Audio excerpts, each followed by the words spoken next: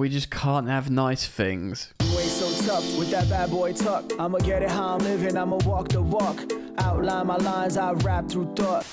Oh, whenever something good happens, it gets injured. Whether it's Christopher Nkunku in pre-season or Reece James with a fresh hamstring injury. The pain. The pain. Anyway, not just Reece James. We've got lots of... Look, welcome back to the channel, Football Therapy, with me, your host, Jan. I hope you're doing well, mate. I really do hope that. Genuinely, welcome back to Chelsea News. Stuff to get into today. Now, it's negative stuff, but look. The narrative remains predominantly positive at Chelsea. Incredible transfer window. Let's get it out of the way early. Let's start off this video calibrated from a good foundational starting point.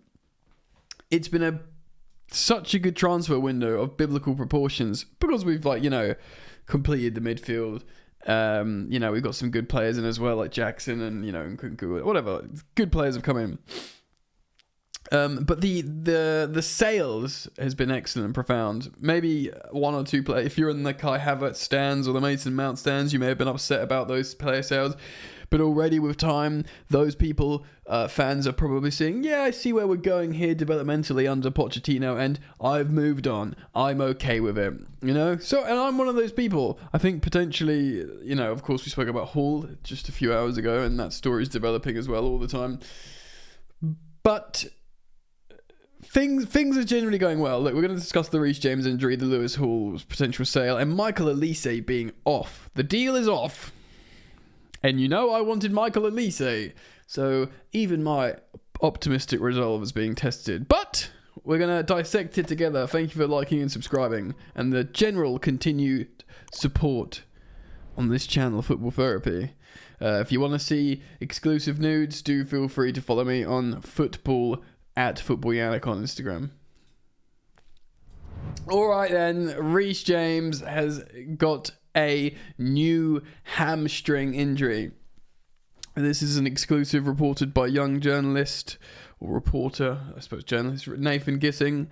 He says, he's sustained a new hamstring injury, which is just very, very deflating. And this was the biggest concern for Chelsea Football Club and Chelsea fans, that yes, he's Mr. Chelsea. Yes, he's, bleeds for the cause. Yes, it makes sense that he becomes Chelsea captain. But we've got to make sure he doesn't get injured and keep him on the pitch as our captain. We've got to make sure. And it looked like we were doing that. 60 minutes against Liverpool, take him off, bring on Malo Gusto. And everyone's going, oh, he's injured. No, he's not injured. We're being intelligent with how we look after Reece James now to prevent him from getting a recurring injury. And that's why, ladies and gentlemen, we've signed a very good deputy in Malo Gusto, who seemingly integrated perfectly into the Chelsea squad already, which is a blessing. And of course, it offers an opportunity to just basically see.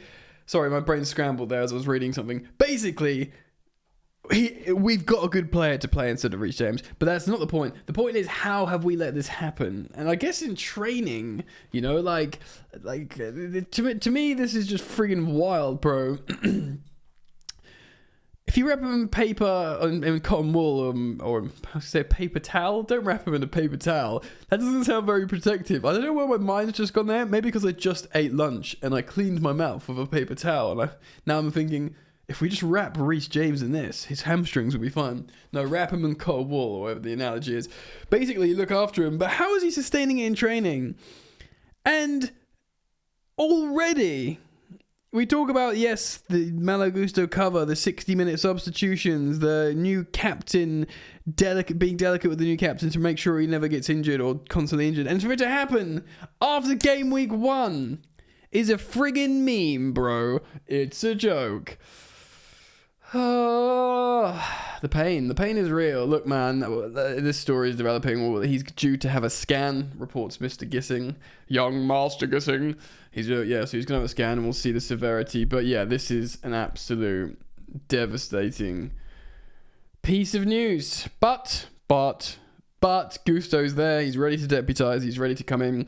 Malo Gusto is a really good defensive right back. Well, he's dynamic. He gets up. He's probably a bit more defensive than Reece James. But also in Pochettino's new system, formation, tactics, philosophical approach with his Chelsea team, it is Chilwell who stays forward and Reece James who stays back. Malo Gusto will be totally fine. But you're still missing out on Reece James and him as a captain. Blech. Let me know what you think. All right then. Cy Phillips on his Twitter is tweeting, Chelsea will allow Hakim Ziyech to join Galatasaray on a free transfer. The move is now close to completion and he will sign a 3-year contract, which includes a special clause in any case issues are discovered during his medical. So this is, okay, we spoke about this morning. There are people that are saying the Dutch reports of him failing his medical is a false report, or maybe not complete. This is being cited from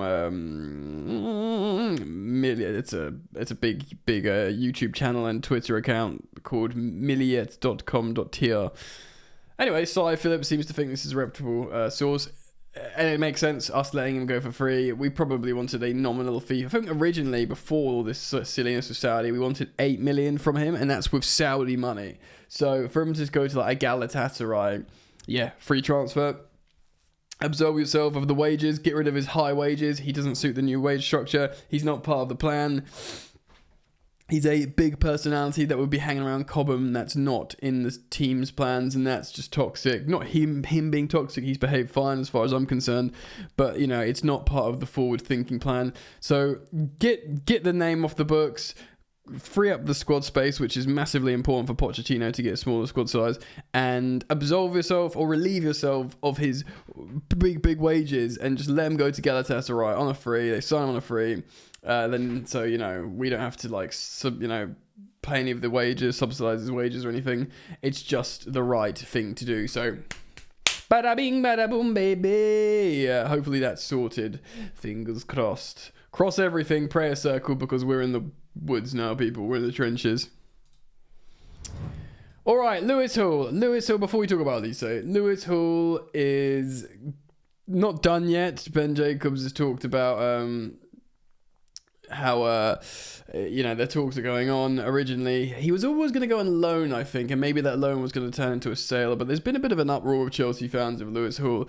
Everything that I said in the previous video I uploaded today, it still stands. He's a very talented player. He's a midfielder that's played out of position at left back, and he wants to go and play in the Champions League, and he grew up supporting Newcastle United.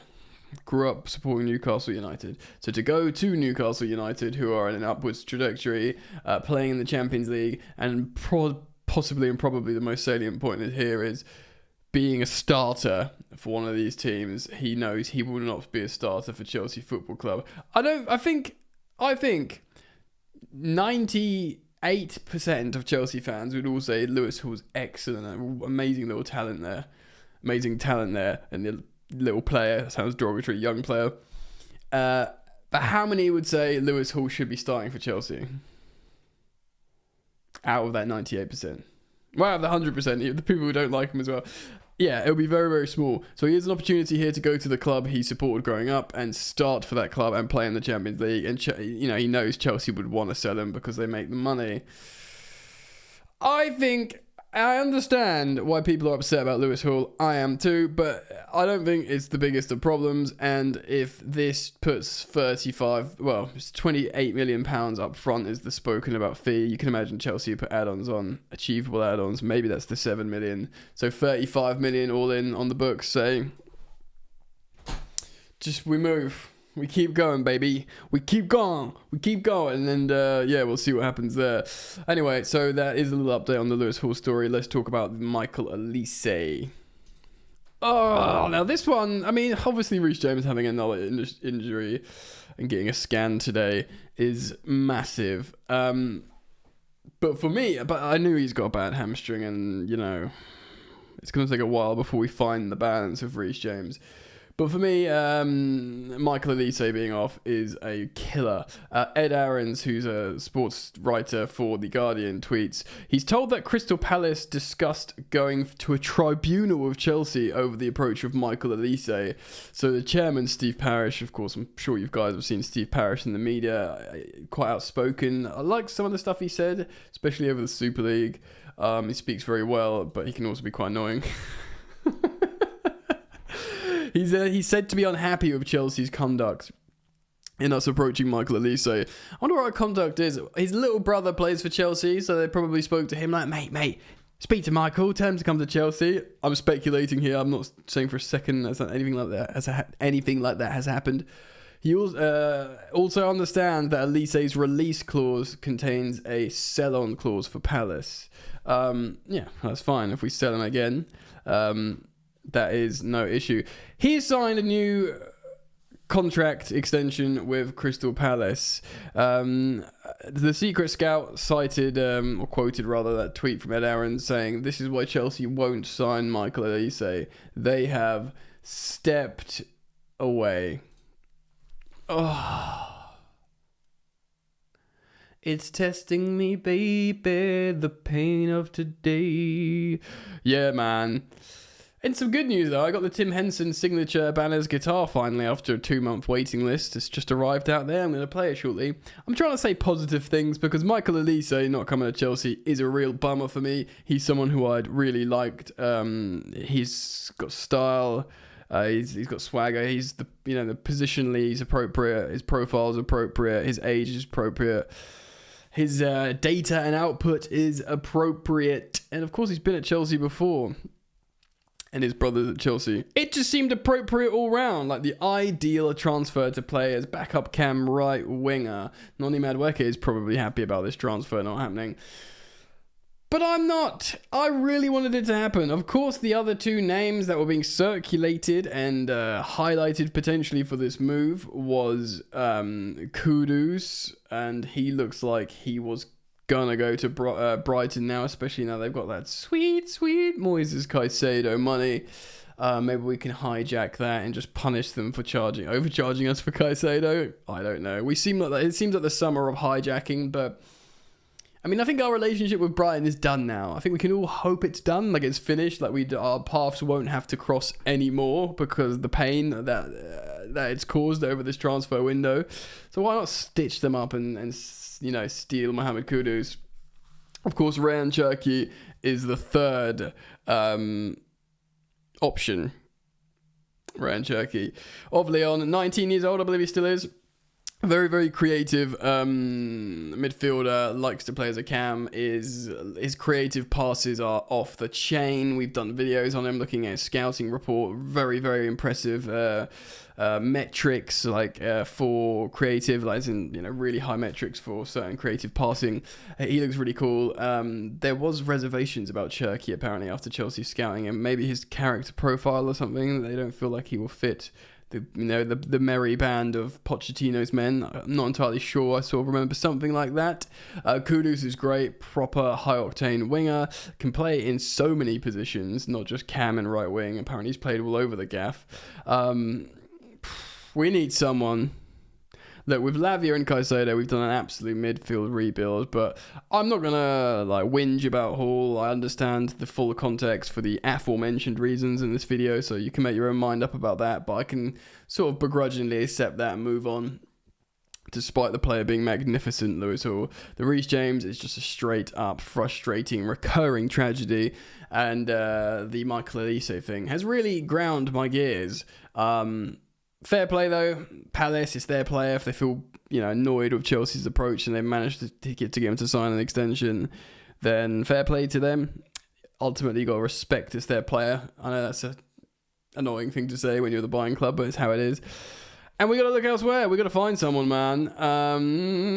It's real tough. And if Galatasaray takes Ziyech on a free, I sign that off. I'll sign it off now. Take his wages. Thank you, Ziyech. You had some sweat, dare I say, swaz moments on the pitch. Hey, kids. And, tough.